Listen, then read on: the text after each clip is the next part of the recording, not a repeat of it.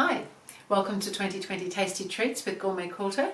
We're doing all sorts of different series of things this year, and this is an applique series that we're doing. We're doing an applique yum because everything is very yummy in this series. So up to applique number 5, you can see behind me there's already some here. There's a picture over here of all the ones that we are doing. So applique number 5 is a very cute little cake sitting on a little flat sort of cake plate. There's a pattern available on GourmetQuilter in case you're interested. It's a downloadable pattern. It's there for purchasing, and each day we're doing an applique, so each day a pattern comes. There's a video with each one. And so I've already started here. I'm doing fused raw edge applique. I've started positioning some bits. I've got my plate, and the rim of the plate is a different colour, and I've got my cake which goes on next. Now the cake has a little line to indicate the top of the cake, so we'll have to mark that on in a minute as well. So I'm just going to start positioning this. So the cake is sitting on the plate, so it needs to be surrounded, and so that it kind of looks like it's sitting on the plate. And then on top it's got some cream or icing or something very delicious, not sure what it is, but it looks good.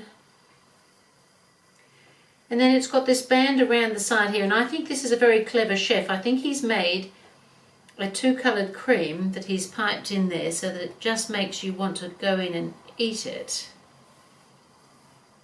So that these were all separate pieces that I have just positioned on there of another colour. It could, of course, be a ribbon, but I'm pretty sure it's actually that clever chef with the cream. And then on top we've got some piled up little pieces of, I think they're probably chocolate and caramel sitting on top.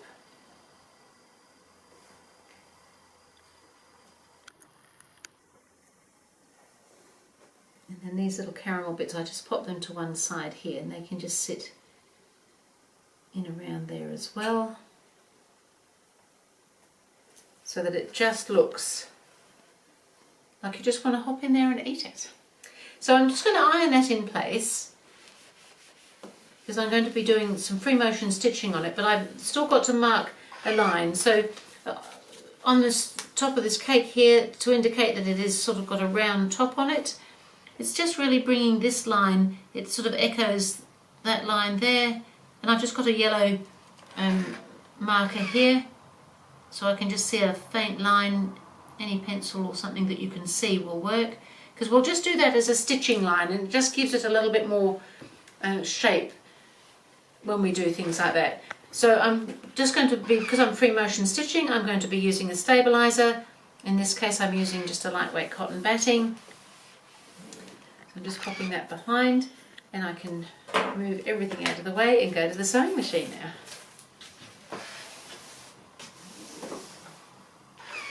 And so I've got my machine all set up here. I've got an open toe free motion foot on. I've dropped my feet teeth.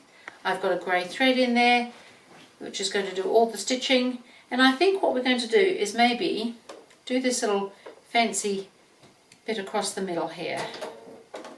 So I think what I would do is just come across, and I'd go all the way across. All the edges do need to be stitched. And then I'm going to come up and then come back, and then as we come back I'm going to go just past, and then I'm going to go along those little lines because those edges still need stitching. So if you go past things and then just back up a couple of stitches, it just gives you a line to follow rather than just hoping that you arrive back at the right place. Well, you have to do that as well, I suppose.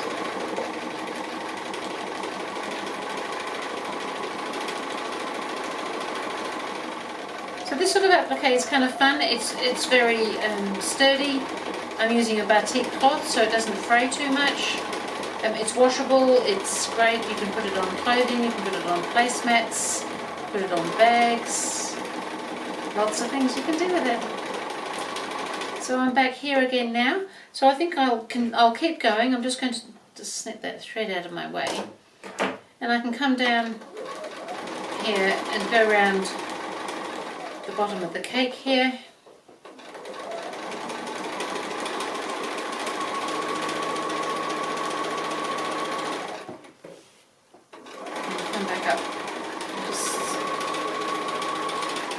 So I can come up and into there, but I think I'm going to come along this line.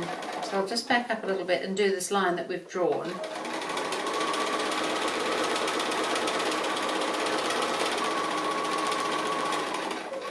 And then I can come over here and come over onto the icing, and I'll go around all the little chocolate and caramel bits as well. It's really all the same thing, so I think I'll just keep going and I will show you when I'm just about at the end.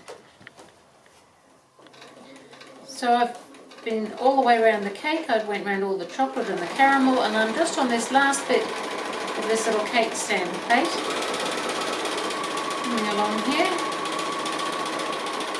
And I'm just going to do a couple of stitches on top to block that off. And here we have a very delicious looking little cake with our two-tone cream in there. It's going to give it a press. So that's applique number 5, looking every bit as delicious as everything else that's up here on this wall. I think I need to move into this little place. I just wish I could bake like I can applique, really. That would be nice, wouldn't it? Although, probably wouldn't be very good for me, would it? We'll stick with the applique.